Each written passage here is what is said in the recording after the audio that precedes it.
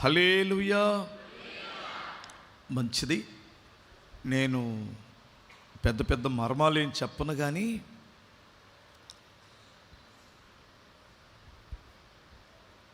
పరిశుద్ధ గ్రంథములో నుండి ఒక వ్యక్తిని మీ ముందు పెడతాను. నేను ఖచ్చితంగా ఆ విషయాన్ని మీరు తీసుకుంటే మీకు ఉపయోగమే. తీసుకోండి, నన్ను చూడకండి, మీ ప్రభువును చూసి వినండి. హల్లెలూయా. నన్ను చూశారనుకో రకరకాలైన ఆలోచనలు వస్తాయి మీకు. ఇంతకైనా ఏం చదువుకున్నాడు, ఏం చేస్తాడు, ఏం చెబుతాడు, ఇట్లా ఆలోచించకండి. పరిశుద్ధ గ్రంథంలో రాయబడిన మాటలు ఎవరు చదివినా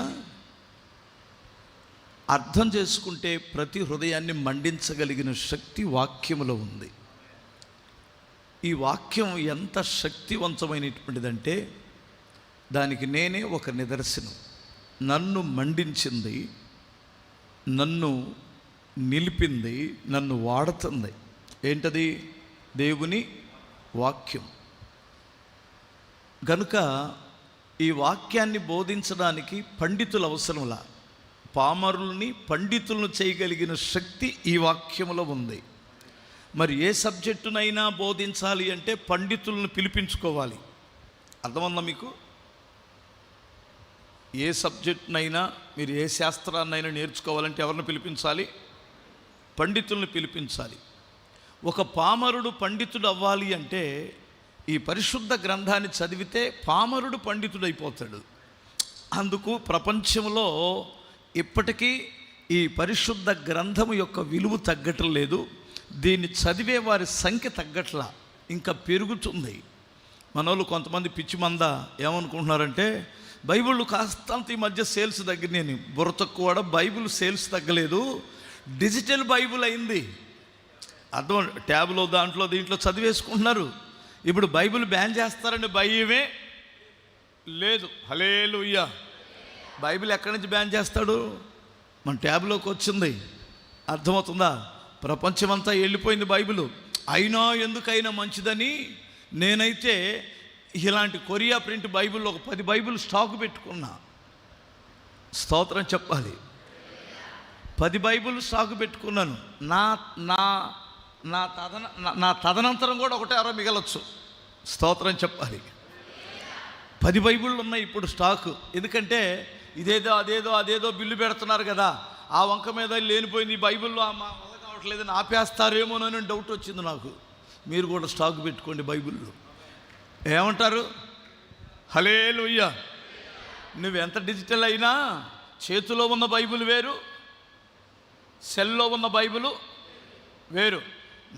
నా బొట్టోడికి చాలా అవసరం ఇది. ఎందుకంటే నాకు ఒకవేళ వాక్యం గుర్తు లేకపోతే ఆ పేజీలో ఈ వైపున ఉంటుంది అని మైండ్లో ఉంటుంది.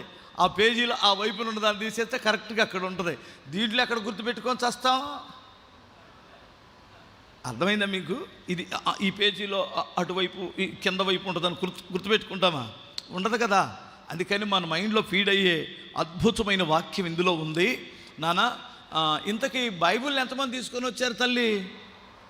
బైబిల్ చూపించమని చెప్పాను నేను.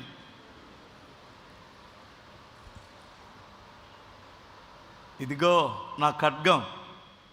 హల్లెలూయా. పొలం వెళ్ళేవాడి చేతిలో కర్ర ఉండాలి, యుద్ధానికి వెళ్ళేవాడి చేతిలో ఆయుధం ఉండాలి. ఎక్కడికి వెళ్ళినా క్రైస్తవుడు చేతిలో వాక్యపు ఖడ్గం ఉండాలి. హల్లెలూయా. ఏమంటారు? వాక్యం ఎంత శక్తివంతమైనటువంటిదంటే నువ్వెక్కడికి వెళ్ళినా నిన్ను హీరోనిగానే ఉంచుద్ది. వాక్యం జీరోని చేయదు.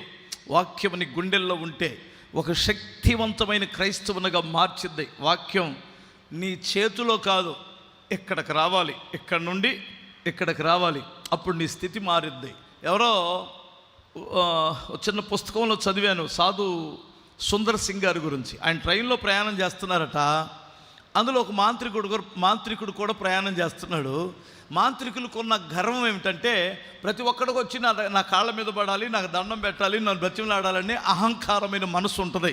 సహజంగా, ఎందుకంటే అందరికంటే ఆడికి విద్యలు వచ్చు కదా. అలాగో వాళ్ళకి వీళ్ళకి ఆ కడుపులో నొప్పో ఈ తలనొప్పో అదో ఏదో పెడుతుంటే స్వామీజీ దగ్గరికి వచ్చి దండం పెట్టుకొని, అయ్యా నాకేదో పెట్టు అంటే పెట్టి, ఓ ఎల్లో అని ఒక రకమైన అతిశయంతో ఉన్నాడు. ఒక్క ఆయనే రావటం లేదు. సంగతి తెలుసుకుందామని ఈయన దగ్గరికి కొన్ని దయ్యాలు పంపించాడట. అవి వచ్చి మళ్ళీ తిరిగి వచ్చి, బాబు ఆయన దగ్గరికి మేము వెళ్ళాము, నీకు దండం పెడతాం, అక్కడికి తప్ప ఇంకెక్కడికైనా పంపించు అని దండం పెడుతున్నాయి. ఎందుకంటే ఆయన కూర్చొని దయ్యాలను పంపిస్తాడు, ఎవడైనా అంతేలేండి. సరే, ఈయనకేం అర్థం కాక ఎందుకు నా దయ్యాలు ఓడిపోతున్నాయి అతని ముందని దగ్గరికి వెళ్ళి చూస్తే కొత్త నిబంధన బైబిల్ ఉంది ఆయన దగ్గర. హలో, ఆ బైబిల్ తీసి పక్కన పెడతావా, నా శక్తి ఏంటో నీకు చూపిస్తానన్నాడట. కదిలించుకొని తగద పెట్టుకోవడం కదా ఇది. నా చేతిలో ఉన్న బైబిల్ నేను పక్కన పెట్టడం ఎందుకు?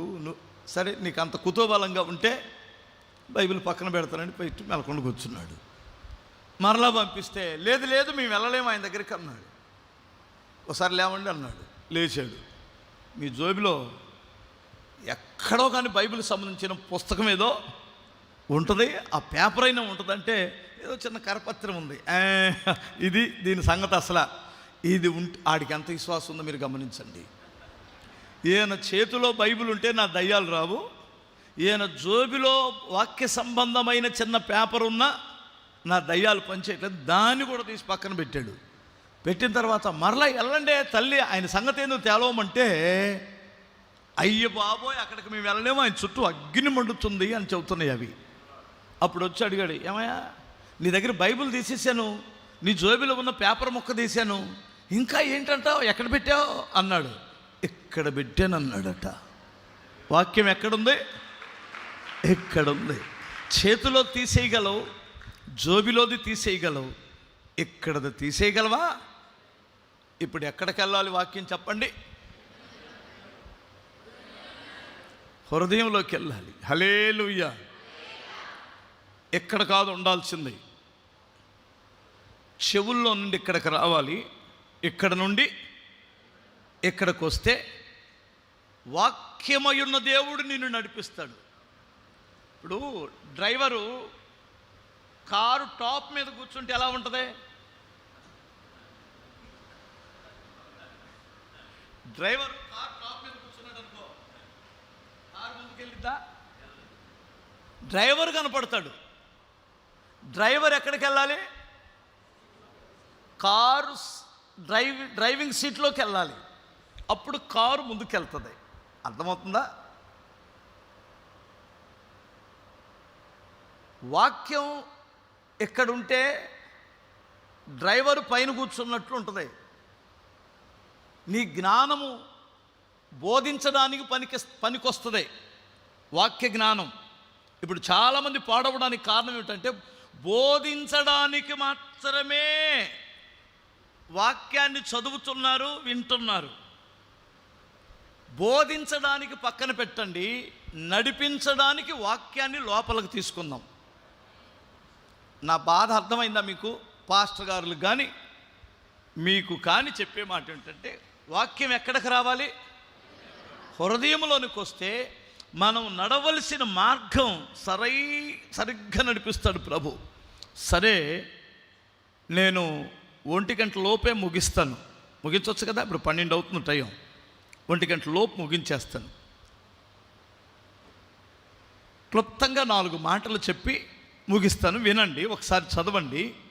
మార్క్సు వార్తలో మీకు అందరికీ తెలిసిన వాక్యం 10వ అధ్యాయం 17వ వాక్యం నుండి 22వ వాక్యం వరకు ఒక్కసారి చదువుదామా?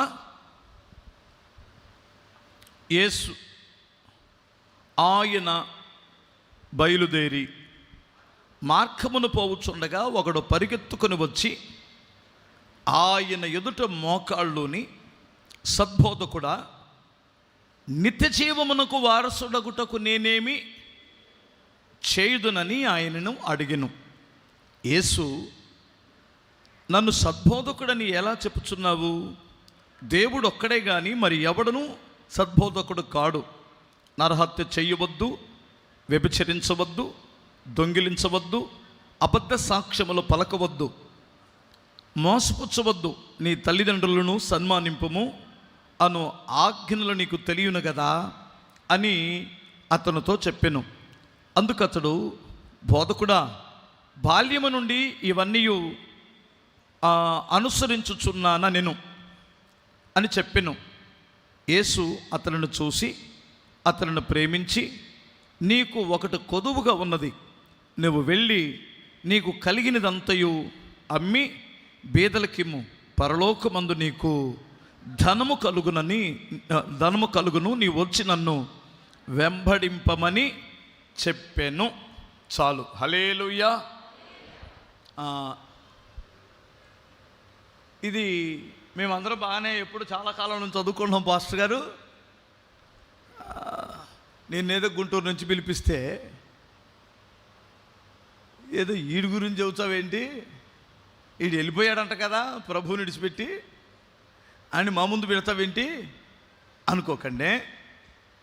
నేను కొత్త విషయాలు చెప్తానని ఏమని చెప్పానా పాస్టర్ గారు వాళ్ళకి? కొత్త విషయాలు చెప్పాలంటే, అసలు మీకు తెలియని విషయాలు, కొత్త విషయాలు చెప్పాలంటే గూగుల్ని అడగండి, బోల్డ్ విషయాలు చెప్పిద్ది. అర్థమవుతున్నావా? మా బోటి వాళ్ళని పిలిపిస్తే మా కొత్త విషయాలు ఎక్కడున్నాయి? ఇవే కదా మాకు తెలిసింది, ఇది మా లోకం, ఇది. కొత్త విషయాలు కావాలనుకుంటే ఎవరినైనా అడగొచ్చు. హలో జెమిని, నేను ఎవరిని?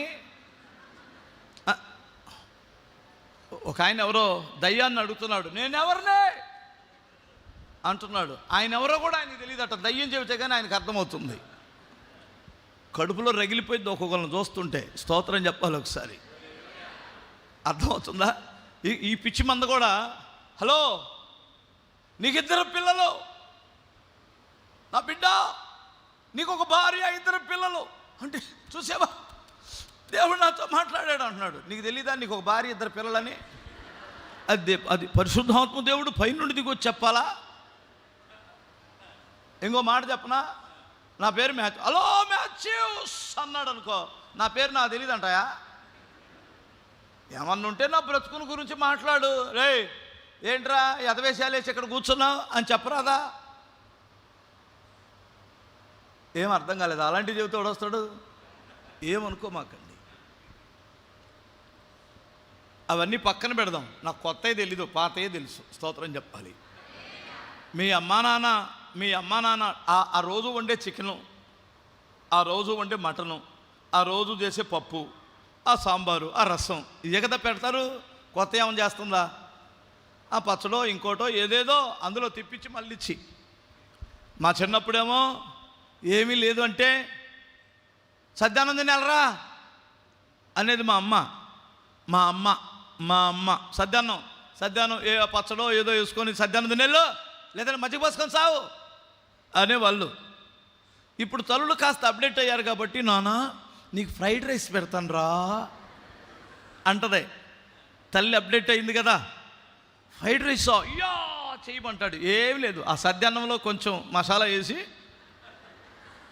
అర్థమవుతుందా, ఒక కోడిగుడ్డు వేసి అలా ఫ్రై చేసి పెడితే ఆడు లొట్టలు వేసుకొని తింటాడు. ఇదేమన్నా సద్యాన్నమే. దానికి ఒరిజినల్ సద్యాన్నం అయితేనే పనికొస్తుంది.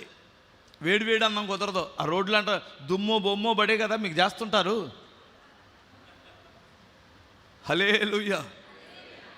చెబుతున్నానండి, ఏదైనా అదే అలా ఇలా తిప్పి పెట్టేస్తున్నారు. అందుకనే మేము కూడా ఈయన తిప్పలబడి కొంచెం ఫ్రైడ్ రైస్గా వేపాం అంతే. అంతేగాని వాక్యం మాత్రం అదే. అందులో కోడిగుడ్డు అరిసామనుకో, అర్థమవుతుందండి, అందులో కొంచెం మసాలా వేసి పెడతాం అంతే. నేను చెప్పినా, నా తర్వాత జపనీస్ శాస్త్రి గారు చెప్పినా, ఎవరు చెప్పినా అదే వాక్యం. కానీ మా అనుభవాలో లేదు. పరిశుద్ధాత్మ దేవుడు మాకు ఇచ్చిన నడిపింపును దాన్ని కొంచెం మౌళ్ళు చేసి, కొంచెం మార్పు చేసి పెడితే, ఆహా మ్యాథ్యూస్ గారు మీ చర్చిలో చెప్పే వాక్యమే మేము చెప్పేది, ఇక్కడ కొత్త ఏం ఉండో. హల్లెలూయా. ఇప్పుడు వినండి, నేను ఇందులో నుంచి కొన్ని విషయాలు నేను జాగ్రత్తగా ఆలోచించాను. హల్లెలూయా. మొట్టమొదటిగా ఈ యవనస్తుల్లో అద్భుతమైన మంచి లక్షణాలు ఉన్నాయి. అది ధ్యానిద్దాం. ఇతడు పరిగెత్తుకుంటూ యేసు దగ్గరకు వచ్చాడట. హల్లెలూయా. ప్రపంచం ఇప్పుడు పరిగెడుతుందా, నడుస్తుందా? ఎటువైపు పరిగెడుతుంది ఈ లోకం, ఈ ప్రపంచం? లోకం వైపే పరిగెడుతుంది. ఒక కుర్రోడు, ఒక యవనస్తుడు యేసు వైపు పరుగు తీస్తున్నాడు. ఆ అద్భుతమైన ఆ గురి కలిగినటువంటి ఒక కుర్రోళ్ళు లాంటి వాళ్ళు ఇప్పుడు మీరు ఇటు పరిగెడతారు. స్తోత్రం చెప్పాలి. మీ పట్ల దేవునికి ఒక ఉన్నతమైన సంకల్పం ఉంది. నీ పరుగును బట్టి దేవుడు నీ జీవితాన్ని నిర్ణయిస్తాడనే సంగతి నువ్వు గ్రహించాలి.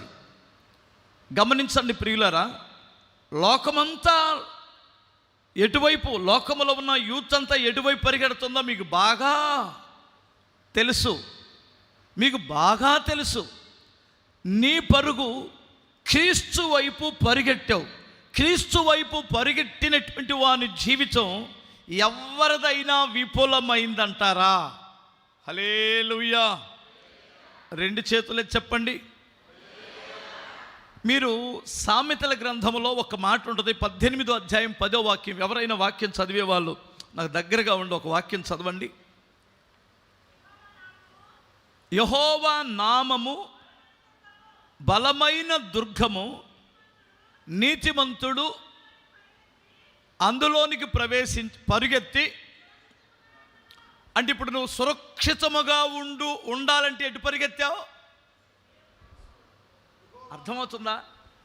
పిల్లలు, మీరు మీ జీవితంలో మీరు అన్ని విషయాల్లో క్షేమంగా సురక్షితముగా ఉండాలి అంటే నీ పరుగు ఎటు వెళ్తే మంచిదంటారు?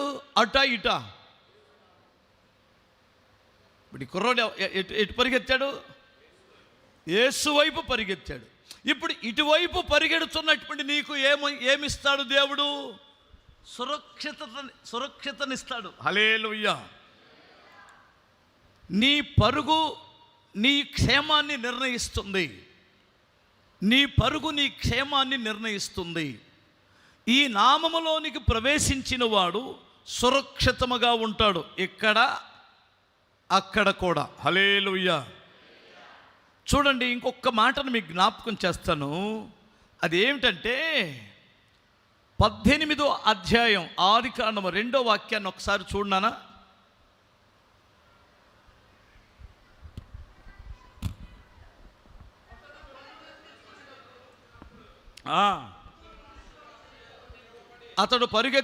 అతను కన్నులెత్తి చూసినప్పుడు 3 మనుషులు అతను ఎదుట నిలబడి ఉండిరి.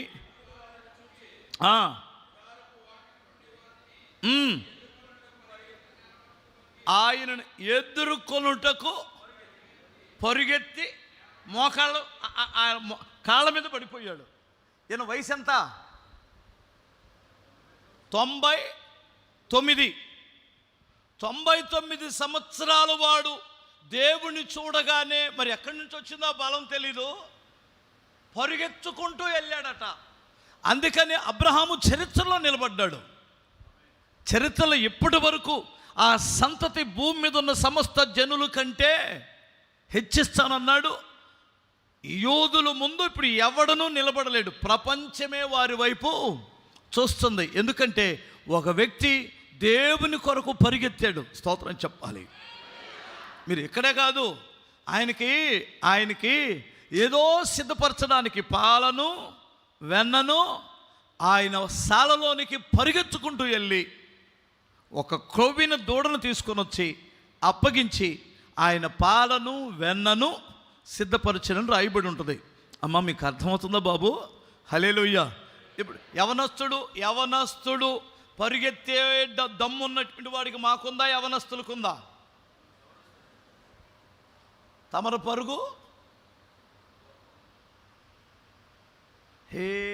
బండి ఎక్కించుకొని ఈ పరుగు ఎక్కడికి? ఈ పరుగు పాపిష్టి క్రియలు చేయడానిక, నీతిమాలిన క్రియలు చేయడానిక? క్రీస్తు కొరకు పరిగెడతావా?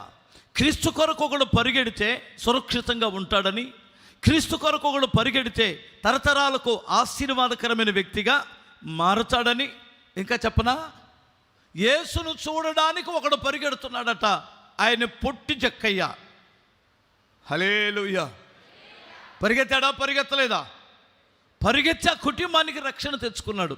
నేను ఎందుకు ఈ విషయాలు చెబుతున్నానంటే, అమ్మా, బాబు, నాన్న, ఒక్కసారి మీరు ఆలోచించండి. ఈ పరిగెత్తే ప్రపంచంలో నీ పరుగెట్టుంది. నువ్వు దేని కొరకు పరిగెడుతున్నావు? ఎవరి కొరకు పరిగెడుతున్నావు? ఒక్కసారి ఆలోచించండి. నీ పరుగు ఉపయోగమేనా? నీ పరుగు క్షేమమేనా? నీ పరుగు ఆశీర్వాదమేనా? ఒక్కసారి ఈ మధ్యాహ్నం నువ్వు ఆలోచించు, ప్రశ్నించుకో. ఈ కుర్రోడు యవనస్తుడు పరిగెడుతున్నాడట. ఎవరి వైపు? దేవుని వైపు, యేసు వైపు పరిగెడుతున్నాడు. యేసు కొరకేదో చెయ్యాలని, యేసు కొరకు నిలబడాలని. అర్థమవుతుంది. దేవుని కొరకు నా జీవితంలో ఏదో ఒకటి చెయ్యాలని ఈ పరుగు యవనస్తులైన మీలో ఉంటే, మీ దేవుడు తరతరాలకు మిమ్మల్ని ఆశీర్వాదకరంగా నిలిపేస్తాడు. హల్లెలూయా. ఈ కుర్రోళ్ళలో ఒక అనుభవం ఉంది. ఏంటో తెలుసా? వెళ్ళి మోకాళ్ళు అనడం. స్తోత్రం చెప్పాలి. మోకరించే పిల్లలు ఎంతమంది ఉన్నారు?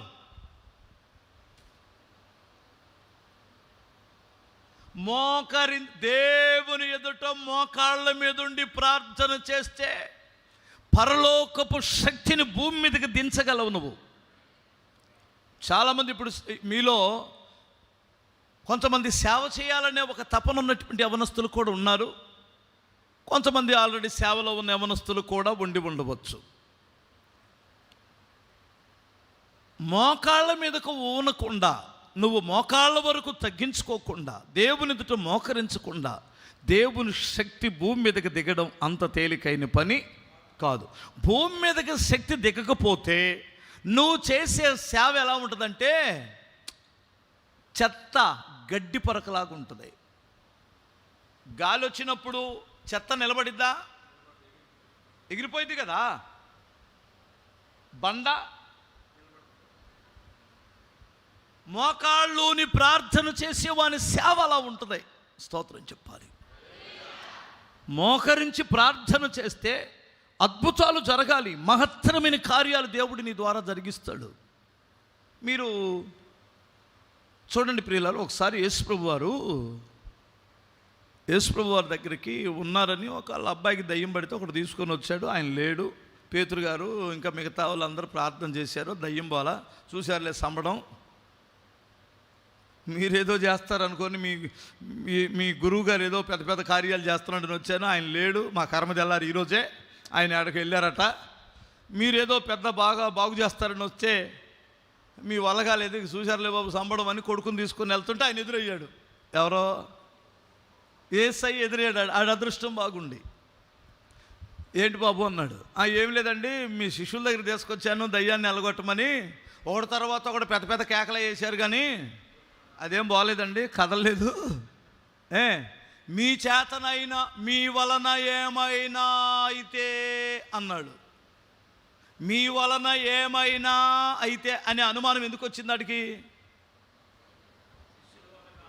మీ శిష్యుల వల్ల కాలేదు, ఊరి కాలేమిటో ఊరు గవిని చెప్పింది కదా. అలాగే మీలో ఉన్న శక్తి ఏంటో మీ వాళ్ళని చూస్తే నాకు కాస్త కొంతవరకు అర్థమైపోయిందిలేండి, తమ శక్తి ఏంటో చూడండి అని అంటే ఎంత అవమానకరమైన మాట అండి అది. అవునా కాదా? సరే, ఆయన లోపలే అన్నాడు, పెద్ద ఏమీ అనలేదు. వెళ్ళిపో అని విడిచిపెట్టి ఎందుకు ఇబ్బంది పెడతావని. ఆడు కింద పడి గిలగిలగలు కొట్టుకుంటున్నాడు. కొట్టుకొని బిగిచిపోయి. వీళ్ళు అంటారు బతికించమని తీసుకొని వచ్చే చంపేశాడు.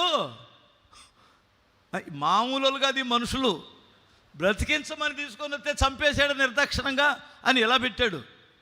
ఆడు కాసేపు ఆయన తర్వాత లేచి ఆడు వెళ్ళిపోయాడు కదా, లోపల ఉన్నాడు. కాళ్ళ మీద పడి వందనాలు చెప్పాడు. వీళ్ళ ముఖాల్లో ఇంత కూడా కలలేదు. ముఖం మీద ఎలా అయిందంటే ముఖాలు రక్తపు చుక్క లేకుండా పోతాయి చూడండి, అట్లా అయిపోయి తెల్ల ముఖం వేసుకొని చూస్తున్నారు.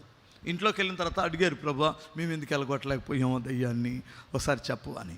ఇది ప్రార్థన వలన తప్ప మరి దేని వలన అరిసే అరుపుల ద్వారానో వేసే కేకల ద్వారానో టచ్ అంటేనో పోదు. ఇది అర్థమవుతుందా? ప్రార్థన వలన పోయిద్దమ్మా. ప్రార్థన చెయ్యి. ఎక్కడా? నీ గదిలో ప్రార్థన చేస్తే నీలో పవర్ వస్తుంది, ఆ దయ్యాలు వెళ్ళిపోతాయి. ఇదే దీని రహస్యం అన్నాడట. ఇప్పుడు ఇంతకు మీకు ఏమన్నా అర్థమవుతుందా? ఈ కుర్రోడికి ఏం అనుభవం ఉంది చెప్పండి? మోకాళ్ళునే అనుభవం. స్తోత్రం చెప్పాలి. ఇంకొకసారి చెప్పరా, గట్టిగా చెప్పరా.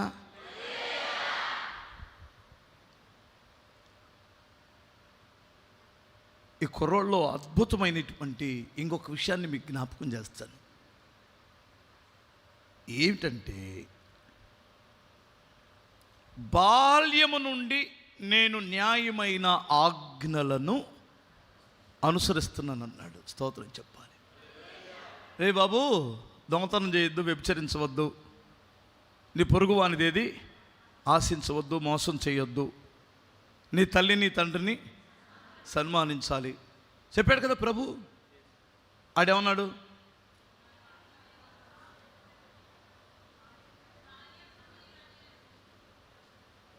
బాల్యం నుండి ఎదవేశాలేసి ఇప్పుడు మారేనా అంటలేదు కదా బాబు. నేను బాల్యము నుండే, నా యవ్వన కాలం, నా ఊహొచ్చిన దగ్గర నుండే నేను ఇవన్నీ కూడా అనుసరిస్తున్నాను. అబ్బా, మీలో కూడా కొంతమంది అలా ఉన్నారు. స్తోత్రం చెప్పాలి. బాల్యము నుండి దేవుని వాక్యానుసారంగా పెంచుతూ, మా అమ్మ బాల్యము నుండి నన్ను చర్చికి తీసుకెళ్ళి నా జీవితాన్ని సర్వనాశనం చేసిందండి, చర్చికి తీసుకెళ్ళి అన్నటువంటి వాళ్ళు చేతులు ఎత్తండి.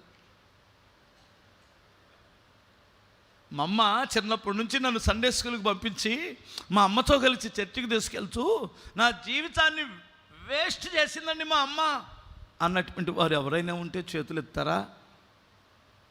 లేరా? లేదండి, మా అమ్మ నా తండ్రి బాల్యము నుండి నన్ను చర్చికి తీసుకెళ్ళి నాకు మహాదేవుని పరిచయం చేసి నా జన్మ ధన్యమైపోయిందండి బాబు. ఇలాంటి తల్లిదండ్రులు, భక్తిగల తల్లిదండ్రులు దొరకడం నా అదృష్టం అన్నటువంటి వాళ్ళు చేతులు ఎత్తుతారా? నిజమేనా? హల్లెలూయా. మరి మీ అమ్మను ఒకసారి ముద్దు పెట్టుకుంటావు అమ్మాయి, ఇంటికెళ్ళి, అమ్మా నన్ను మంచి భక్తిలోకి నడిపించావు డాడీ, నన్ను మంచి దేవుణ్ణి పరిచయం చేశావు, నేను యేసయ్యని నమ్ముకున్నందుకు నిన్ను అతిశయిస్తున్నాను. కొన్నిసార్లు అమ్మ పొద్దున్నే, లేమ్మాయ్ ఆదివారం వచ్చిందిలే, రెడీ అవ్వు, ఏంటి ఇప్పుడు దాకా ఏం నిద్రది అని అంటుంటే, ఇక్కడ చూసావు కదా నువ్వు, ఇక వచ్చిందిరా బాబు రాక్షసి నా గదిలోకి, నా కర్మదెల్లారి ఈరోజు ఆదివారం అంటారా? నాకు 100 కోట్లున్నా, గుర్రాలు రథాలు ఉన్నా, ఎన్ని వేల కోట్లు నేను సంపాదించిన, నేను ఇక్కడ చావవలసిన వాడినై ఉన్నాను. వెళ్ళిపోతాం కదా, ఇది ఖాళీ చేయాలి కదా, ఇది మంది కాదు, ఇది అద్దెకి తీసుకున్నాం. ఏంటది? శరీరాన్ని మనం దేవుడిచ్చి, దేవుని దయ వలన అద్దెకి తీసుకున్నాం. దీన్ని ఇక్కడ విడిచిపెట్టి వెళ్తావా, తీసుకొని వెళ్తావా? ఈ అద్దె దాన్ని చూసుకొని అంత మురిసిపోవచ్చా?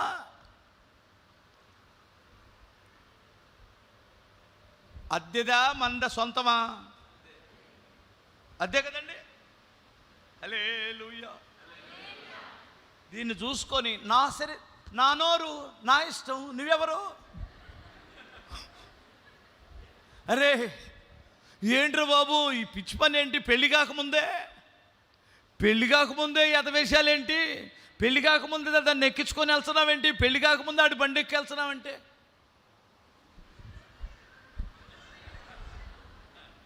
నా శరీరం నా ఇష్టం. నిజమే కదండి పిల్లలు.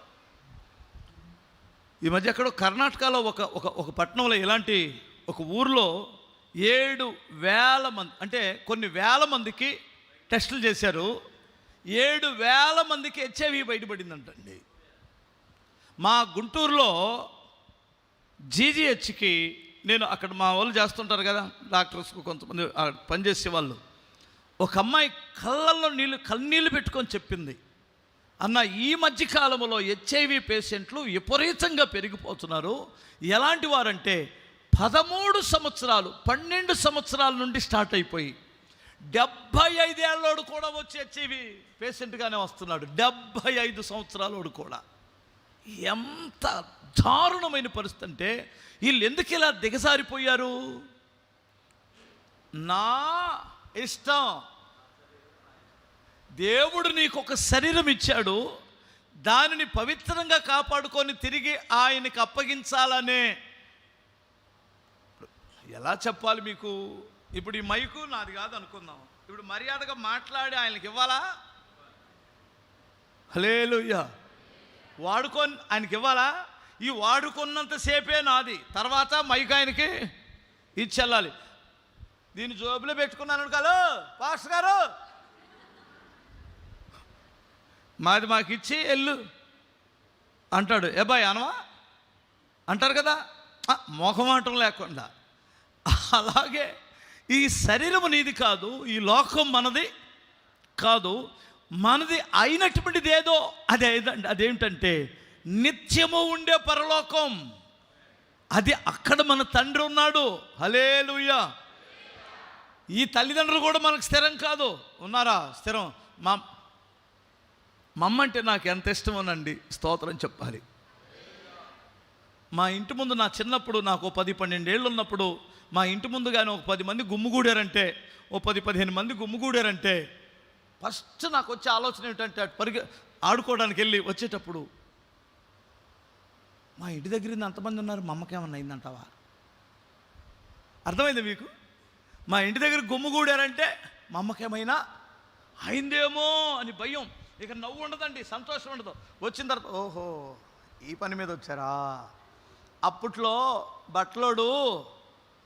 బట్టల మూట ఇంటికి వచ్చింది, చాపేసి కూర్చోబెడతారు, పెళ్లి కూతురుని కూర్చోబెట్టినట్టు. అమ్మలక్కలందరూ గుమ్ము కొడతారు. మీకు గుర్తుందా? అప్పట్లో లేండి. ఇప్పుడు బట్టల మూటలో ఎవడున్నాడు? అంతా ఆన్లైనే కదా. Online shopping. ఇంటి దగ్గరే ఉండే కొంపలారి చేస్తున్నారమ్మా నా తల్లే. మీ ఊళ్ళో డిమార్ట్ ఉందా? ఉందా? వచ్చింది. డిమార్ట్ వస్తే సగం అప్పులు అయిపోయినట్టండి బాబు. ఏమనుకోకండి, అదే డిమార్ట్లో లేనిపోయింది నా మీద కేసు పెడతారేమో. ఎందుకో చెప్పనా? ఎందుకు అసలు డిమార్ట్లు ఎందుకు పెడుతున్నా? డిమార్ట్ బెస్ట్ ప్రైజులు, ఆ ప్రైజులు, మెట్రోలు ఎన్ని ఎందుకు పెడుతున్నా చెప్పనా? దానికి దీనికి తేడా చెప్పనా?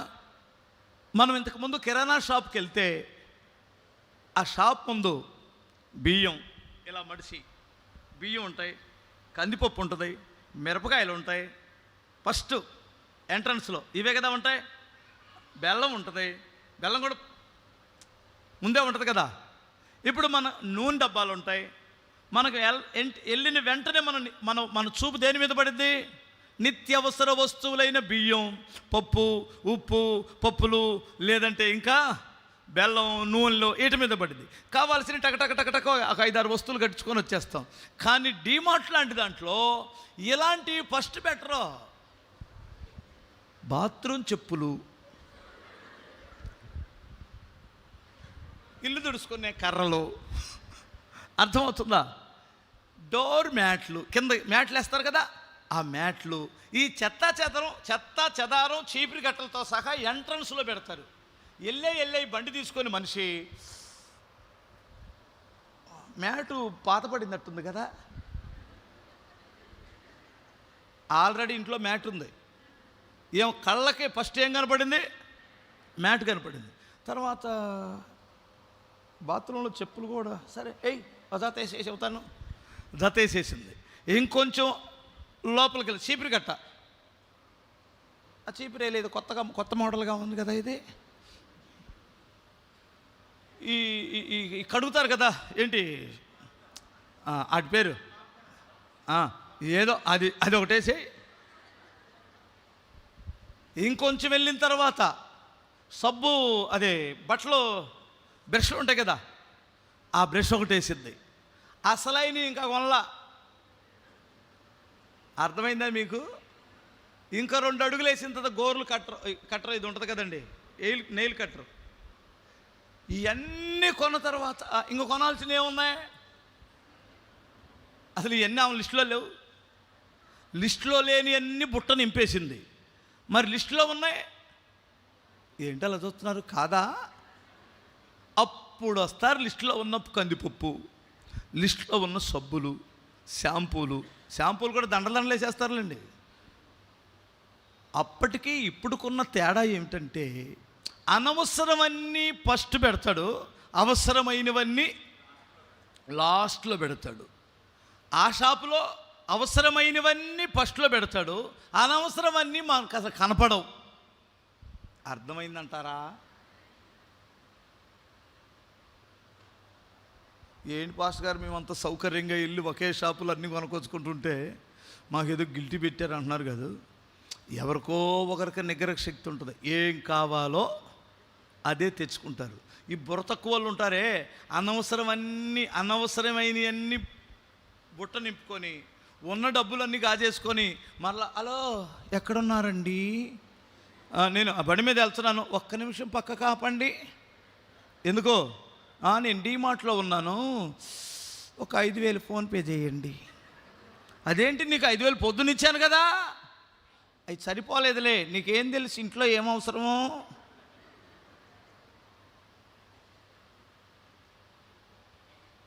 అమ్మాయి పెళ్ళి కాని పిల్లలు, మీరు అలాంటి ట్రాప్లో పడకండి అమ్మా. ఏది అవసరమైతే అది వాడుకోండి, లేదంటే ఈ అమ్మాయి వచ్చి కూర్చుంటుంది ఇంట్లో.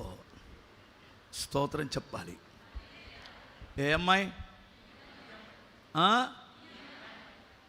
ఈ అమ్మాయి లేని ఇల్లు ఎక్కడన్నా ఉందా? E20 వస్తుందంట, ఆగండి నా బిడ్డలారా. దానికి ముందే ఈ అమ్మాయి వచ్చి కూర్చుంది ఇంట్లో, ప్రతి ఇంట్లో. సరే వినండి, వ్యర్థమైనవి ఇవన్నీ కూడా వేస్ట్. అసలైనది నిత్య జీవం. దాని కొరకు కనీసం లోకం కాకపోయినా క్రైస్తవ్యంలో ఉన్న మీరైనా నిత్య జీవం కొరకైన అవగాహన ఉండాలి. హల్లెలూయా. ఇలాంటి ఆలోచన ఉన్నటువంటి వాడు దయచేసి గమనించాలి. దేవుని కొరకు పరిగెత్తిన వాడు, మోకాళ్ళ అనుభవం ఉన్నటువంటి వాడు, ఏమండి బాల్యము నుండి ఆజ్ఞలు పాటిస్తున్నవాడు, నిత్య జీవాన్ని గురించి కోరికున్నటువంటి వారి వైపు ఫస్ట్ యేసు అతని మీద దృష్టి పెట్టెను, అతనిని చూసెను. మీరు ఎంత చదివిందే మరలా చదవండి, ఒక 10 సార్లు చదవండి. ఏమైంది? నేను చెప్పే మాటలే ఉంటాయి అక్కడ. స్తోత్రం చెప్పాలి. అతనిని దేవుడు చూసెను. అతనిని చూశాడు అంటే దాని అర్థం తన స్థితిగతులు దేవుడు చూస్తున్నాడు అని అర్థం, తన భవిష్యత్తును దేవుడు చూస్తున్నాడు అని అర్థం. ఇలాంటి కోరిక కలిగితే నీకు అవసరమైనవన్నీ స్కాన్ చేసి చూస్తాడు ఆయన. ఉద్యోగం కావాలా, ఆరోగ్యం కావాలా, ఆశీర్వాదం కావాలా, ఏది కావాలనో దేవుడు నిన్ను స్కాన్ చేస్తున్నాడు. ఆయన ఆకాశమందు ఉన్నాడు, నరులను పరలోకము నుండి ఆకాశము నుండి దృష్టించుచున్నాడట. స్తోత్రం చెప్పాలి. ఇతని వైపు చూశాడా, చూడలేదా? ఇంతకీ నన్ను కూడా దేవుడు చూస్తున్నాడు. నేను ఈ మధ్యాహ్నం ఇక్కడికి వచ్చాను, నన్ను కూడా నా ప్రభువు చూస్తున్నాడన్నా అన్నటువంటి వారు చేతులు ఎత్తారా? చూడట్లేదంటారా? నిన్ను, నీ బాధ తెలీదా? నువ్వు పడుచున్న కష్టం కావచ్చు, వేదన కావచ్చు, అవమానం కావచ్చు, నిందలు కావచ్చు, నీ తపన కావచ్చు, నువ్వు దేని కొరకు బ్రతకాలనుకుంటున్నావో దానిని దేవుడు చూస్తున్నాడా లేదా? నువ్వు కష్టంలో ఉంటే నీ కష్టాలు తీర్చడానికి దేవుడు చూస్తున్నారు. నువ్వు అవమానపరమైన పరిస్థితుల్లో ఉంటే దేవుడు నిన్ను చూస్తున్నాడు. హల్లెలూయా. నిన్ను చూస్తున్నాడు. నన్ను చూసిన దేవుడే నిన్ను చూస్తున్నాడు. చూస్తాడంటారా? హల్లెలూయా చెప్పండి ఒకసారి బిగ్గరగా. ఇప్పుడు నిన్ను చూస్తే ఏం చేస్తాడంటాడు ప్రభు? ఏం చేయలేడంటారా? ఏం చేయలేడంటారా? నీ స్థితిని చూసినవాడు, నీ పరిస్థితులు చూస్తున్నవాడు ఖచ్చితంగా దేవుడు కార్యం చేస్తాడు. చూసి అతనిని ప్రేమించెను అని రాయబడి ఉంటుంది. హల్లెలూయా. ప్రేమించాడా? ప్రేమించాడా? ప్రియులారా, మీరు గమనించాలి. అతనిని చూసి అతనిని ప్రేమించాడు. చూశాడంటే అన్నీ తెలుసు కదా ఆయనకి. ఇతనిలో కొన్ని లోపాలు ఉండొచ్చు, కానీ దేవుడు అతనిని ప్రేమిస్తున్నాడు, చూసి ప్రేమిస్తున్నాడు. మీకు ఆయన ప్రేమ దొరికిద్ది అని చెప్పడానికి ఒక చిన్న విషయం చెబుతాను. చిన్న కుమారుడు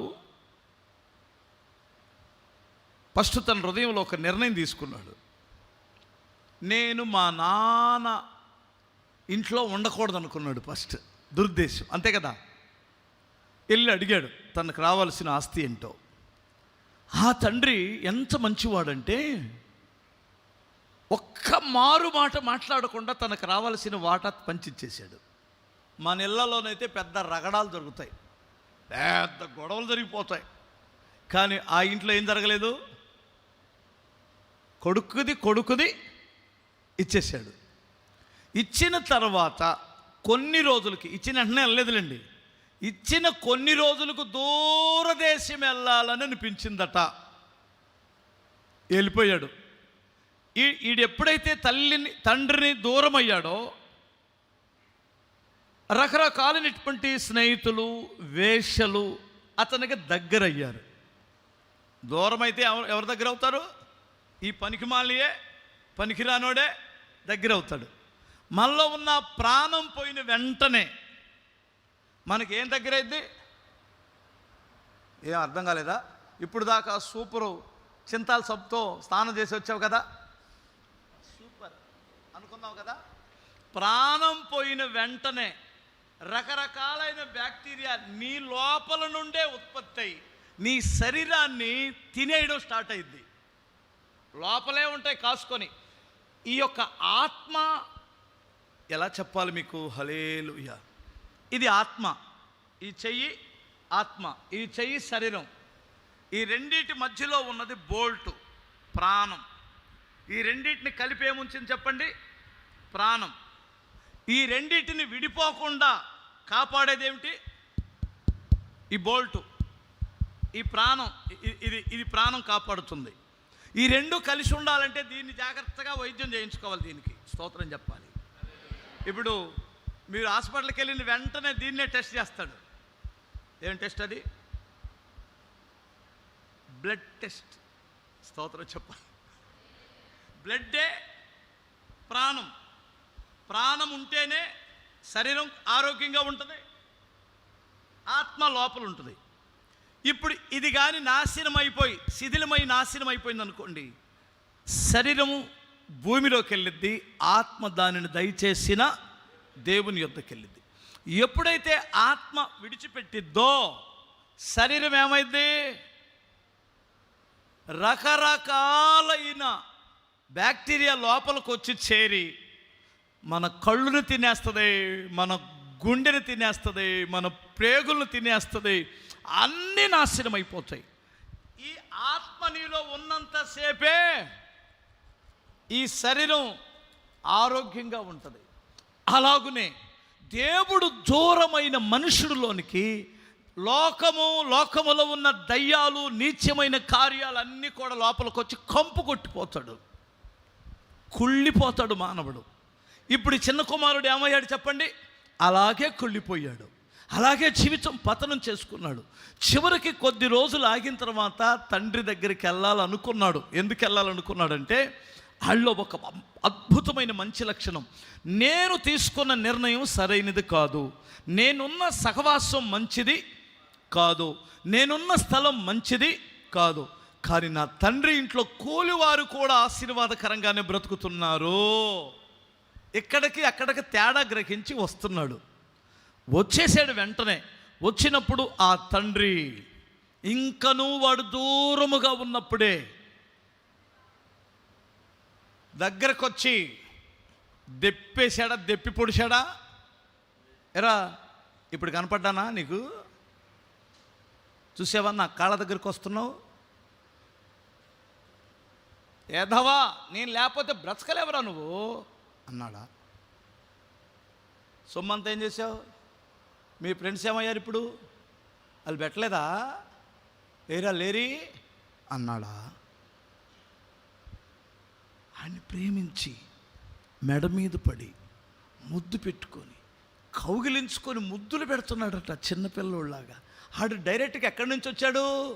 పందులు మందలో నుండి వచ్చాడు. పందులు మందలో ఉన్నటువంటి వాడి దగ్గర ఏం వాసన వస్తుంది?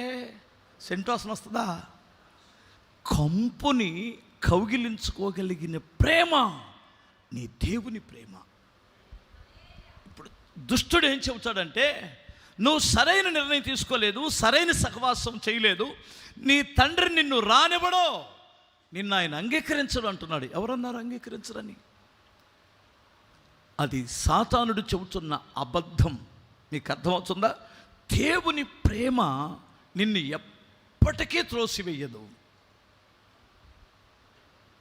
నీ దగ్గర డబ్బులు అయిపోతే నువ్వు ప్రేమించిన అమ్మాయి నిన్ను విడిచిపెట్టవచ్చు, నువ్వు ప్రేమించిన అబ్బాయి నిన్ను విడిచిపెట్టవచ్చు.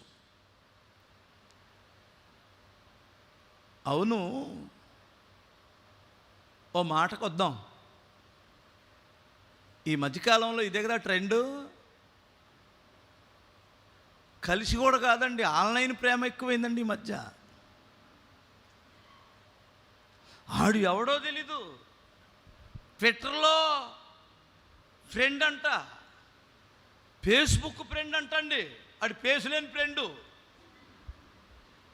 నిజంగా ఆడి మొహం అది కాదు, నిజంగా మొహం అది కాదు. మా గుంటూరులో రైల్వే స్టేషన్లో ఇద్దరు కలుసుకున్నారు. వాళ్ళిద్దరూ ఫేస్బుక్ ఫ్రెండ్ అంట. వాయిస్ మాత్రం విన్నాడు అప్పుడప్పుడు. చక్కగా ఎంత స్పీడ్ వాయిసో అంత చక్కగా ఉంది ఆమె వాయిస్. వీడి వయసు 23.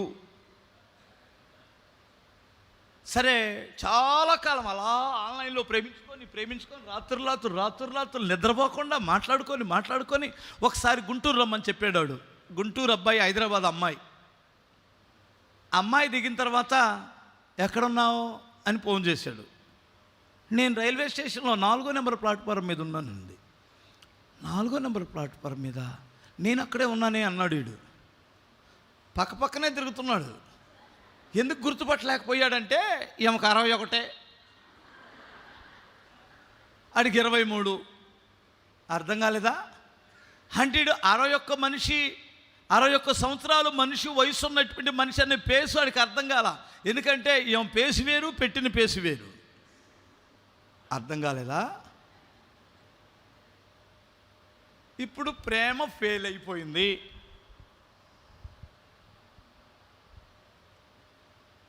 చాలామంది ప్రేమలు కూడా ఫెయిల్ అయినటువంటి వారు ఆల్రెడీ ఇక్కడ దేవదాసులు ఉంటారు. ఒకడారో ఉంటారండి బాబు.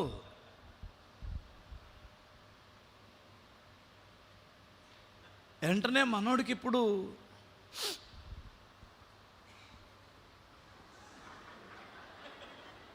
జుట్టు ఇంత పెంచుతాడు వెనకాడు. ఎలా చచ్చిపోవాలి బాబాయ్? నేను బతకను బాబాయ్. వీడికి ఒక బాబాయ్ ఉంటాడు, ఇంకొకడు మామ మేముండగా నువ్వు చనిపోవడం మామ, మేమందరం కలిపి పెళ్లి చేస్తాం మామ నీకు. అమ్మా నాన్న ఏమయ్యారా మీకు? అది ఫెయిల్ అయినప్పుడు గడ్డి మందు దాగమని, ఉరిపోసుకొని చావమని, ట్రైన్ కింద దూకి చావమని, ఈ నీచమైన కోరికలు పుట్టిస్తున్నటువంటి వాడు ఎవడో? నిన్ను కని గుండెల మీద ఆడించుకొని. మీ నాన్న బన్నీ ఎప్పుడైనా చూసావా? బెజ్జాలు పడి ఉంటుంది. బన్నీ ఇడిచాడు అనుకో, కూలోడు కంటే ఘోరంగా ఉంటాడు. బన్నీ ఎంత, బన్నీ ఖరీదు ఎంత అండి? బన్నీ అని కొనుక్కోలేని స్థితి మీ నాన్నదే. ఎందుకు పిల్లలకి దేనికైనా పనికి వస్తుంది. వాళ్ళకి చెప్పావా? వాళ్ళకి చెప్పే ప్రేమించావా? అన్నీ నాన్నను అడుగుతావు, అమ్మను అడుగుతావు. మరి ఎదవని ప్రేమించేటప్పుడు ఎందుకు చెప్పలేదు? ఒకసారి ప్రేమించక ముందే తీసుకొని వచ్చి, డాడీ ఈ అమ్మాయిని ప్రేమిస్తున్నాను డాడీ, ప్రేమించమంటారా? చూడండి బాగానే ఉందంటారా? ఏంటి అలా చూస్తున్నా? ఇదేంటి పాస్టర్ గారు ఎలా చూపిస్తారు?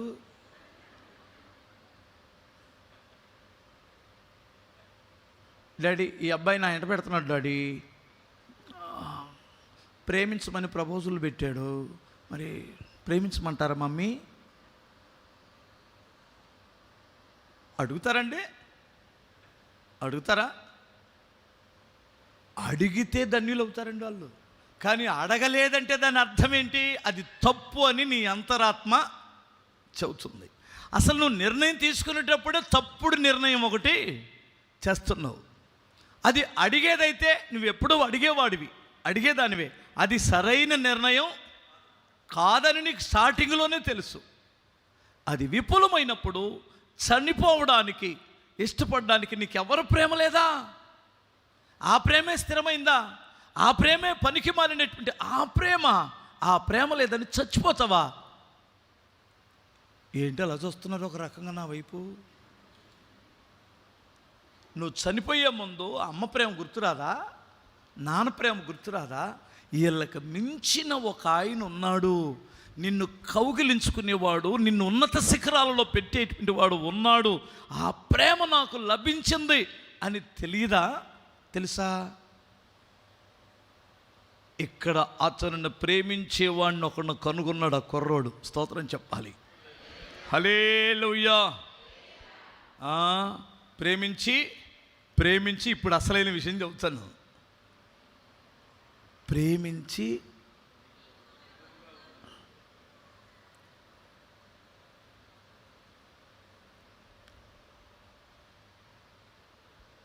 దేవుని కొరకు పరిగెత్తేవాడివే, మోకాళ్ళ ప్రార్థన కూడా ఉంది నీకు, ఆజ్ఞలను పాటిస్తావు, నిత్య జీవాన్ని గురించి తపన ఉంది.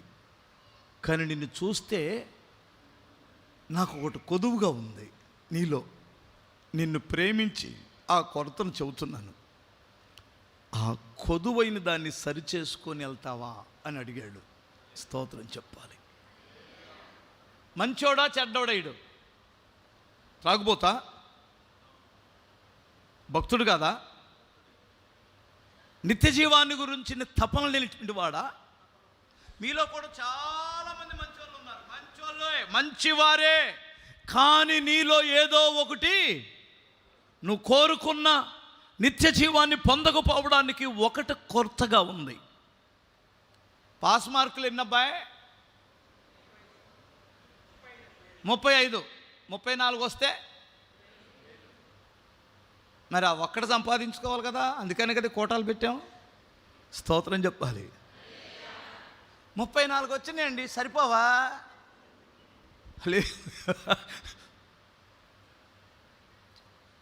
35వ మార్కు కొరకే ఈ తపన. స్తోత్రం చెప్పాలి. అదే దేవుడు తెలియచేస్తాడు. అర్థమవుతుందా మీకు?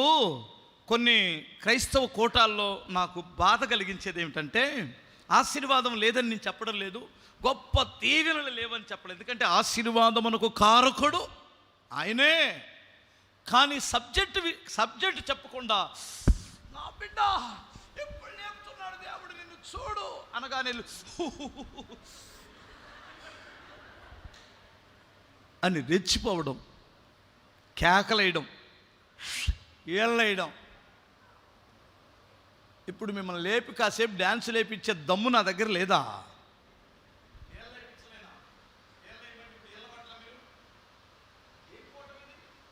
ఏళ్ళేసే కోటం అంటారా? మీ కాలేజీలో ఏదైనా ఫంక్షన్ పెడితే అక్కడ కదా ఏళ్ళేస్తారు, అక్కడ కదా డీజే బాక్సులు పెడతారు, అక్కడ కదా అబ్బాయిలు కలిసి అక్కడ కదా డ్యాన్స్ చేస్తారు. అర్థమవుతుందా మీకు?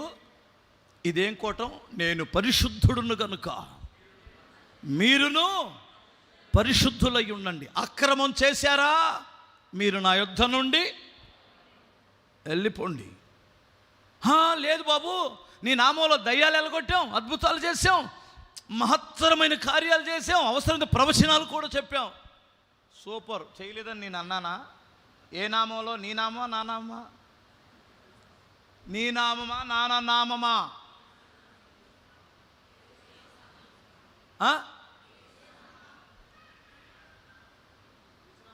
ఇప్పుడు రోడ్డు పక్కన గుడిసెలు ఉన్నాయండి. కలెక్టర్ గారు ఒక మనిషిని పంపించాడు తీసేయండి అని. ఇప్పుడు ఆడొచ్చి హలో గుడిసెలని బీకేసేయండి అన్నాడు. ఒక ఆమె చీపురు ఉడుతూనే చీపురు గడ్డ తీసుకు ఎవరినో అని వచ్చింది. ఒక ఆమె అంటులు తోంతూ ఆ డేక్ష తీసుకొని ఎవరో ఏంటి ఇల్లు పీకండి, నువ్వెవడో చెప్పడానికి. నేను కాదమ్మా తల్లి, కలెక్టర్ గారు రమ్మని పంపించారు. కలెక్టర్ గారా అని డేక్ష కింద పెట్టింది. కలెక్టర్ గారా అని చీపురు గట్ట కింద పడింది. కలెక్టర్ గారు పేరు లేకపోతే వీడికి అక్కడే ముడిద్ది. ఈడు ముఖం చూసి ఎవడో ఖాళీ చేయడు. కలెక్టర్ గారా మన నోటీసులు ఇచ్చారులే, సరేలేండి ఇంకా సర్దుకోలేదు సామాను, 2 రోజులు టైం ఇవ్వండి అని పంపించింది. అవునా? అర్థమైందా మీకు? ఈడు అలా కాకుండా కలెక్టర్ పేరు చెప్పకుండా బిల్డప్ ఇచ్చాడు అనుకో, పొద్దున్నే పేపర్లో పడతాడు. అక్కడ చూసుకోవాలండి. అలాగే ఒక పాస్టర్ దయ్యాలు ఎల్లగొట్టాడు అంటే ఏ నామం అది? అద్భుతాలు చేస్తే ఏ నామం? యేసునామం. మన సంబంధం లేదు కదా? సంబంధం ఉందా? అయితే దేవుడు అద్భుతాలు చేయడం, మహత్తరమైన కార్యాలు చేయడం ఆయన నామ ఘనత కొరకు చేయాలి. కానీ నువ్వేం చేయాలి? నీ మాటలో క్రమం ఉండాలి, నీ ప్రవర్తనలో క్రమం ఉండాలి. సంఘానికి ఏమి నేర్పించాలి? ఒక దైవజనుడు క్రమశిక్షణ నేర్పించాలి. దేవునికి స్తోత్రం చెప్పాలి. అవునా కాదా? ఇప్పుడు మీ పిల్లలు స్కూల్ నుంచి వచ్చి, 3 పిల్లలు అనుకుందాం, మీ ఇద్దరు స్కూల్ నుంచి వచ్చి మీ పిల్లలు అమ్మ డాడీ అమ్మ అంటున్నారు అనుకో, ఎంతమంది సంతోషిస్తారు? ఒరే నా కొడుకు మెంటలో ఎప్పుడు వచ్చినాయిరా బాబు, అర్థం కాలేదా? మెంటలు వచ్చింది అనుకుంటారా లేదా? డాడీ అంటున్నాడు అనుకో, మెంటలు అనుకుంటారా లేదా చెప్పాలి. అది కాదు నాన్న. డాడీ మమ్మీ పొద్దున్న నువ్వు పంపించిన క్యారేజీ సూపర్గా ఉంది అని పెడితే ఉప్పు అంతవరకు చాలు. హల్లెలూయా, అంతవరకు చాలు కదా. డాడీ నేను ఫీజు కట్టావు కదా, నిజంగా ఫీజుకి డబ్బులు ఎక్కడి నుంచి వచ్చినాయి? సరే నువ్వు కష్టపడుతున్నావు, నాకు జాబ్ వచ్చిన తర్వాత నీకు కష్టాలు ఉండవు డాడీ. ఆ పక్కవారితో ప్రపంచంలో నా హీరో మా డాడీనండి అని చెబితే, ఆ మాట వచ్చి మీ నాన్న చెవులు పడితే ఇంకో 10 సంవత్సరాలు ఎక్స్ట్రా బ్రతికేస్తాడు. స్తోత్రం చెప్పాలి ఒకసారి. ఇంకో 10 సంవత్సరాలు ఎక్స్ట్రా బ్రతికేస్తాడు. అది కదా కావాలి. నేను ఊరికే ఇది కూడా గమనించండి. దేవుణ్ణి క్రమముగా ఆరాధించడం, స్తుతించాలి, గణపరచాలి, అన్య భాషలతో దేవుణ్ణి ఆరాధించాలి. కానీ పిచ్చి పిచ్చి కేకలు వేయకూడదు. మీకు దండం పెట్టి చెబుతున్నాను, స్తోత్రం చెప్పాలి ఒకసారి. హల్లెలూయా. 2 చేతులే చెప్పగలరా? ఇంకొకసారి చెప్పండి. కొదువైనవి చెప్పాలా చెప్పొద్దా? ఇప్పుడు మీకు ఏమన్నా కొదువు ఉంటే చెప్పమంటారా వద్దంటారా? అదే నీ టైం అయిపోయింది కదా చూస్తున్నారా? అసలైంది ఇదే కదా. మంచివాడా చెడ్డవాడా? మంచివాడా చెడ్డవాడాడు? మంచివాడిలో ఏదో ఒక కొదువు ఉంది. ఏంటంటారు అది? మంచివాడే ఇక్కడ కూర్చున్నాడు, మంచి పిల్లే ఇక్కడ కూర్చుంది, కానీ అమ్మా నాన్నే అర్థం చేసుకోలేదు. మంచిదే, మంచివాడే, అమ్మా నాన్నని అర్థం చేసుకోదు. అది వద్దు నాన్న, మన స్తోమత వేరురా, మన పరిస్థితి వేరు నాన్న. ఆ బైకు 2,50,000 అంటరా, ఇప్పుడు వద్దు నాన్న. అసలు నేను ఎప్పుడైనా ఏదన్నా అయితే చూస్తాడు.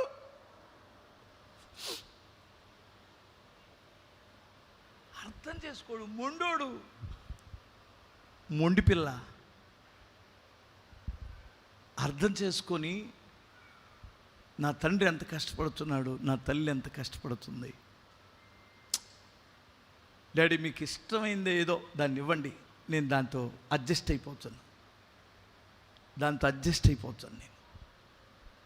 మంచోడే, చర్చికి రాడా, వస్తాడు, ప్రార్థన చేయడా, చేస్తాడు, కానీ అర్థం చేసుకోడు. అలా సహవాసం వద్దు నానంటే అర్థం చేసుకుంటుందా? నువ్వు క్రైస్తవుడివే, నిత్య జీవానికి వెళ్ళాలి, భవిష్యత్తులో ఉన్నతమైన స్థితి దేవుడు నీకు ఇస్తాడు, కానీ అర్థం చేసుకోలేని ఒక లోపం నీలో ఉంది. ఈరోజు తల్లిదండ్రులు నేను అర్థం చేసుకుంటాను అని ఒక నిర్ణయం తీసుకుంటే ఎంత మంచిదో. హల్లెలూయా. 2 చేతులు చెప్పగలరా? మంచివాడే, గదిలోకి వెళ్ళి ఫోన్లో తప్ప బయటికి రాడు. పొద్దుగూకులు ఆ ఫోనే కళ్ళు ఎంత తొలదు వీకిపోయి అంతా నల్లగా అయిపోయి నిద్రలేక డాడీ అని వస్తాడు. మీ అబ్బాయి డాడీ అని ఇంటికి వచ్చిన వాళ్ళు అడిగితే మా అబ్బాయి ఫారిన్ వెళ్ళాడని చెప్పాల్సి వస్తుంది. ఇక కనపడ్డ కదా ఇడు, ఈ పిల్ల కూడా మామూలు కాదు.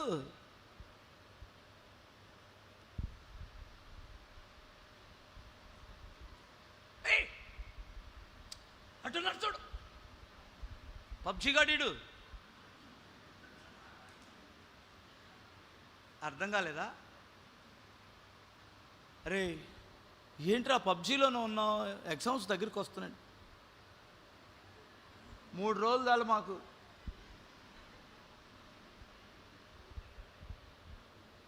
మంచివాడే. పబ్జీ బాధితులు ఎంతమంది ఉన్నారు నాన్న ఇక్కడ? ఎవరు లేరా? పాస్టర్ గారులు కూడా ఉన్నారంట కొంతమంది, నాకు తెలీదు, వాళ్ళు మొన్న ఎవడో చెప్పాడు. పెద్దోళ్ళు కాదు, చిన్నపిల్లలు. మీకు అందరికీ నేను మనవి చేసేది ఏమిటంటే, మంచివాడివే, ఎప్పుడు ఫోనే, ప్రార్థన ఎప్పుడు, వాక్యం ఎప్పుడు, నీ పుస్తకం ఎప్పుడు తీసుకుంటావు? అసలు ఏంటి నీ జీవితం? ఈ పిచ్చి ఆలోచనలు తీసేస్తే ఎంత మంచిదో. హల్లెలూయా. అవునా కాదా? మంచోడే, ఆన్లైన్ బెట్టింగ్లో ఉంటాడు, బెట్టింగ్లు కడతాడు మా వాడు. ఎంత దారుణమైన పరిస్థితి అంటే తండ్రి జోబిలోనే కొట్టేస్తాడండి, తండ్రి ఫోన్ నుంచి కొట్టేస్తాడు వాడు డబ్బులు. ఆ నాన్న ఫోన్ తీసుకుంటాడా, ఆ నాన్న డబ్బులు కొట్టేస్తాడండి. మంచోడే. మీ అబ్బాయి మందు అవుతాడా? చర్చికి వస్తాడండి బాబు. కాదంటారా? స్తోత్రం చెప్పగలరా? మంచోడా చెడ్డోడు అంటాడాడు. మంచోడే, కోపం వస్తే ఏది పడితే డిసిరేస్తాడు. మంచోడు కదా? ఎన్ని ఉన్నాయి? పైన ఎన్ని ఉన్నాయా? పైన ఎన్ని ఉన్నాయి? కోపం ఎక్కువ, బలివాడునే. అమ్మ యూత్ మీటింగ్కి వస్తాడు మా వాడు. అసలు ఇప్పుడు యూత్ మీటింగ్ అంటే ఆడికి మహా ఇష్టం. చర్చిలో కూడా పరిచర్యలు చేస్తాడండి. పాస్టర్ గారు అంటే తిరుగుతాడు బైబిల్ పట్టుకొని, కానీ సెల్ ఫోన్లు ఇసిరేస్తాడు కోపం వస్తే. మంచోడే. పెళ్లి చేస్తే ఆ భార్యతో కూడా మాట్లాడడం, పక్కన కూర్చొని పొద్దుగులు ఇలా నొక్కుంటుంటాడు. మంచోడు కదా, మంచోడనే కదా ఇచ్చాం పిల్లని. ఏంటి ఎక్కడికో వెళ్ళిపోయినట్టున్నారు? మంచోడా కాదా? ఇతనిలో ఉన్న లోపం ఏమిటి? స్తోత్రం. నీలో ఉన్న లోపాన్ని ఒక్కసారి ఇప్పుడు ప్రస్తుత కాలంలో ఉన్న లోపాన్ని సరిచేసుకోవడం మంచిదంటాను నేను. హల్లెలూయా. 2 చేతులే చెప్పండి బాబు.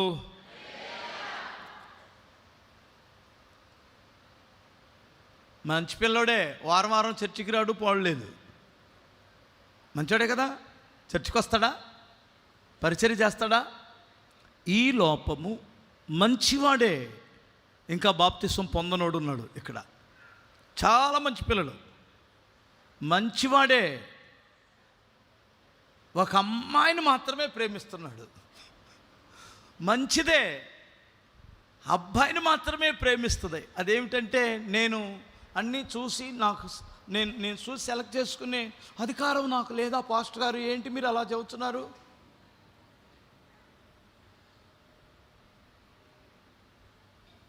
హల్లెలూయా, స్తోత్రం చెప్పండి. మీరు కారు కొన్నారా? నువ్వు ఒక్కడవే కొన్నావా, ఎవరిని తీసుకెళ్ళావా? పాస్టర్ గారు మీరు కారు కొనుక్కొని ఉంటారు కదా, మీరు ఒక్కళ్ళు వెళ్ళి కొన్నారా, లేదంటే ఎవరిని తీసుకెళ్ళి మీ ఆవిడని పిల్లల్ని లేదంటే పక్కన వాళ్ళని తీసుకెళ్ళి అసలు ఏంటి, ఏ కంపెనీ, ఏ దేశ, ప్రైజ్ అంతా ఎన్ని చూసుకున్నారు కదా? ఆఫ్టర్ ఆల్ కారు మా అంటూ 10 ఏళ్ళు వాడతారు, అంతే కదా? మరి లైఫ్ లాంగ్ వాడే ఈ అబ్బాయిని ఎవరు చూడాల్సిన అవసరం లేదా? ఈ అమ్మాయిని అమ్మా నాన్న చూడాల్సిన అవసరం లేదా? నువ్వు పెళ్లి చేసుకొని ఎక్కడికి వెళ్ళిపోతున్నావు? హిమాలయ పర్వతాల్లోకి వెళ్ళి కాపురం చేస్తున్నావా? ఇంట్లోకి వస్తున్నావా తీసుకొని? చెప్పరేంటయ్యా, మీరు చెప్పండి అమ్మాయి. తీసుకొచ్చావు, నేను కాదన్నమ్మా. హిమాలయ పర్వతాల్లోకి వెళ్తావా, మా ఇంట్లోకి వస్తావా? ఇంట్లోకి కదా వస్తారా, నేను భరించాలి కదా. నువ్వు మంచివాడివి కాదంటే మంచిదానివే, మంచివాడివే, కానీ నువ్వు తీసుకున్న పిచ్చి నిర్ణయం కుటుంబం అంతా ఏడుస్తుంది, కుటుంబం అంతా ఏడుస్తుంది. పాస్టర్ గారు నేను అంత అడ్డగోలుగా ఏం ప్రేమించలేదండి, నేను చాలా చూసే ప్రేమిస్తాను, చూసే నిర్ణయం తీసుకున్నాను. ఎలా వాళ్ళొద్దమ్మా, అన్నిడమ్మా, నా మాటినమ్మా, అన్నిలమ్మా, వాళ్ళు వేరమ్మా, మనం వేరమ్మా తల్లి, అమ్మా తర్వాత ఇబ్బంది పోలొద్దు. లేదు మమ్మీ, నేను చెబుతా, నేను అసలు ఆ అబ్బాయి నాకు ఎందుకు నచ్చాడంటే ఒక అబ్బాయి నా ఇంట పడుతుంటే గబగబా వచ్చి, రే నీకు చెల్లి లేదా అని ఆడి మీద సీరియస్ అయ్యాడు. అవుతాడు, అలాగే అవుతాడు. అయినప్పుడు నువ్వు చూడలా ఆ అబ్బాయి వైపు, స్వరం మాత్రమే తలకాయించుకొని, ఎందుకంటే నేను క్రిస్టియన్, రోషం కలిగిన క్రైస్తవురాలని మొహం కూడా చూడకుండా వెళ్ళావు, అంతే కదా? హల్లెలూయా. ఓ రోజు నువ్వు వెళ్ళే కాలేజీ బస్సు వెళ్ళిపోయింది, ఆ అబ్బాయి బైక్ వేసుకొని వస్తున్నాడు. ఇంకేం చేయాలో అర్థం కావట్లేదు. బైక్ ఆపి, స్వప్న,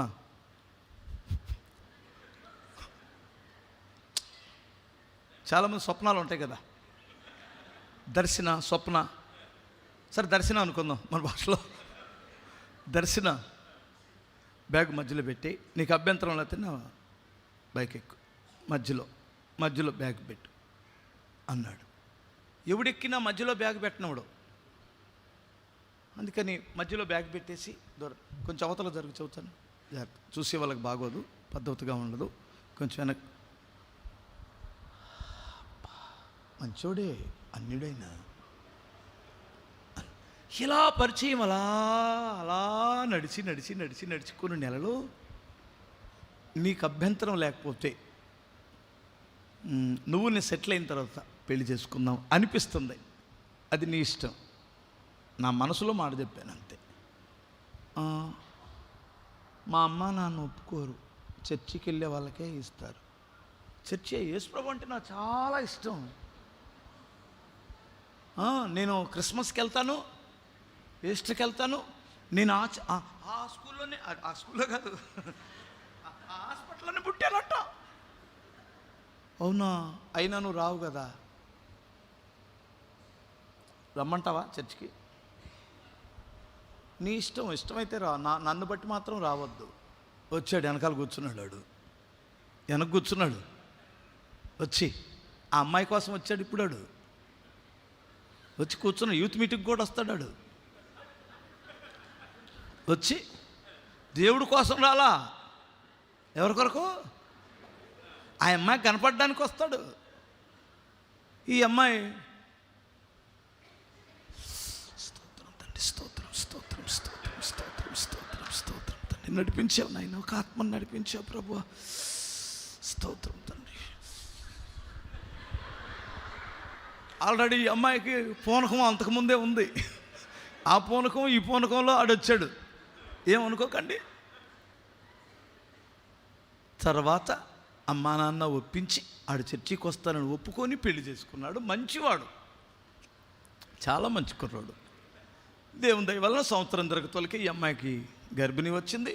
2వ సంవత్సరంలో అబ్బాయి పుట్టాడు. పుట్టిన తర్వాత ఈ అబ్బాయికి పేరు పెట్టే విషయం వచ్చింది. ఇప్పుడు పంతులు గారి దగ్గర తీసుకెళ్తే వీడి పేరు మీద దోషం ఉంది, శివాలయానికి తీసుకెళ్ళి శాంతి చేయించాలన్నారు. అర్థం కాలేదా మీకు? ఇప్పుడు ఏమేమంటుందంటే, మనకు దోషాలకు ఇస్తాలండో మా పాస్టర్ గారు ప్రార్థన చేస్తే ఎంత పెద్ద దైవమైనా వెళ్ళిపోయింది. పాస్టర్ గారు మా అమ్మ మా నాన్న కోసం శివాలయానికి వెళ్దాం అన్నాడు. అంటాడా అనడా? చెప్పరేటమ్మా తల్లి. ఇప్పుడు ఈ అమ్మాయి ఏమంటుందండి, నేను బాప్తిసం ఉంది, చిన్నప్పటి నుంచి ప్రభులో పెంచుకొని ఆడు కడుపులో ఉన్నప్పుడు ప్రభు కొరకే అనుకున్నాను నేను, ఇప్పుడు మళ్ళీ ఇది సిలికి గాలివానై పెద్దల దగ్గరికి వెళ్ళి పెద్దలు ఏమంటారంటే, అమ్మాయి నీకోసం వాడు చర్చికి వచ్చాడు కదా, వచ్చాడు మంచివాడు, ఆడి కోసం ఎప్పుడైనా ఒకసారి గుడికి వెళ్ళవా? ఇదేనా మీ పాస్టర్ గారు మీకు నేర్పింది? ఒరిగొరిగొరిగి ఎవరి మీద పడ్డట్టు ఉరిమి మా మీద పడతారు. ఇప్పుడు మాకు ఫోన్ చేసి, పాస్టర్ గారు ఒక్కసారి తిరుపతి గుడిలోకి వెళ్ళి వీడికి 3 కత్తెరలు తెప్పించుకొని రావచ్చా రాకూడదా మీరు చెప్పండి. నువ్వు ప్రేమించడం ఏంటి, నువ్వు పెళ్లి చేసుకోవడం ఏంటి, మమ్మల్ని మధ్యలో ఇరికించి చంపడం ఏంటి? ఇప్పుడు వెళ్ళకూడదు అన్నామనుకో, ఇదేనా మీరు సమాజానికి నేర్పిస్తున్నారు? మూఢనమ్మకాలు, మూఢభక్తులు. మేము వచ్చినాం కదా, మీ కేకులు తింటున్నాం కదా మేము. ఆ పిల్లకి చెప్పవయా సంసారం బాగుపడుద్ది, వెళ్ళమను తిరుపతికి వెళ్ళి ఒకసారి 3 గుండె తెంచుకోనమని రమ్మను. నువ్వు పాస్టమైనడు కట్టాలా ఎడదీయాలా? వెళ్ళకూడదన్నాం అనుకో, మా పని అయిపోయింది. సంసారాలు ఒక ఇంటికి పోయేదాన్ని ఎన్ని ఇళ్ళకి పెట్టింది ఈ అమ్మాయి. మంచిదే, సండే స్కూల్లో కూడా ఉంది. సండే స్కూల్లో బోధించింది పిల్ల మామూలు కాదు, భక్తురాలు. ఏంటి అలా చూస్తున్నారు అందరూ రకంగా? నీకేం తెలుసానా? దైవ చిత్తానికి అప్పగించుకో. వివాహ విషయంలో నీ చిత్తము జరిగించుకోవాలనుకుంటే పెళ్ళైన తర్వాత ఇలాంటి ప్రాబ్లాలు ఎదుర్కొంటావు. అర్థం చేసుకో. నేను చెప్పే మాటలు చాలా చిన్న మాటలే, కానీ నీ జీవితాన్ని సరైన నిర్ణయం తీసుకోకపోతే అతలకొతలం చేసేటువంటి పరిస్థితులు ఉంటాయి. అమ్మా, అందుకని మంచివాడివే, మంచిదానివే, దైవ చిత్తమునకు లోబడి ఆయనను వెంబడించాలి. ఇప్పుడు నిత్య జీవం పొందాలంటే నేను ఏం చేయాలంటాడు కదా, నీ పాపం కొరకు పశ్చాత్తాపడాలి, పునర్జన్మ సంబంధమైన స్నానం చేయాలి, అంటే నమ్మి బాప్తిసం పొందాలి. 3 ఆయనను వెంబడించాలి. ఏం చెప్పండి, నిత్య జీవం పొందాలంటే ఏం చేయాలి? టైం అయిపోయింది. 1, నీ పాపముల నిమిత్తమై పశ్చాత్తాపడాలి, ఏడవాలి, సిలువు దగ్గరికి వెళ్ళాలి, ఆ రక్తములో నువ్వు కడగబడాలి. 2, పునర్జన్మ సంబంధమైన స్నానం చెయ్యాలి. తీతు రాసిన పత్రిక మీరు తర్వాత 3వ అధ్యాయం చదవండి. ఓకే, ఇప్పుడు టైం లేదు. హల్లెలూయా. నమ్మి బాప్తిస్మం పొందాలి. బాప్తిస్మం ఎవరో చెబితే తీసుకోవద్దు, నువ్వే ఈ కూటమి అయిపోయిన తర్వాత బాప్తిస్మానికి అడుగు. 3, యేసును నీవు వెంబడించాలి. యేసుని వెంబడించడం అంటే ఆయన ఫాలో అవ్వడం, అంతే కదండి. ఆయన ఫాలో అవ్వడం అంటే ఏంటి? ఆయన ప్రేమ, ఆయన నీతి, ఆయన భక్తి, ఆయన పరిశుద్ధత, ఆయన దయ, ఆయన క్షమాగుణం ఉంటే నువ్వు నిత్య జీవమునకు వారసుడు అవుతావు. కళ్ళు మూసుకోండి. 1 గంట ప్రార్థన చేసుకుందాం. పరిశుద్ధుడు వగు మా తండ్రి, మీకు స్తోత్రము నాయన. ఈ మధ్యాహ్న కాలములో దైవజనుడి ద్వారా మీరు సిద్ధపరిచినటువంటి ఈ యవనస్తులు ప్రార్థన కూడికిని బట్టి స్తుతిస్తున్నాను నాయన. దైవ సేవకుడు పడుతున్న ప్రయాసను బట్టి స్తుతిస్తున్నాను తండ్రి.